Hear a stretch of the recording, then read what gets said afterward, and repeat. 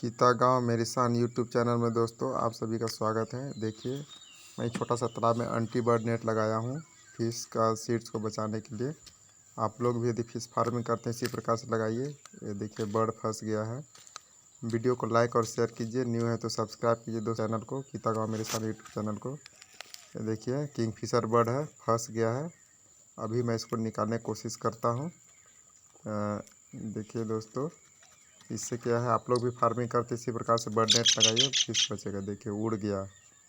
Thank you दोस्तों video देखने के लिए।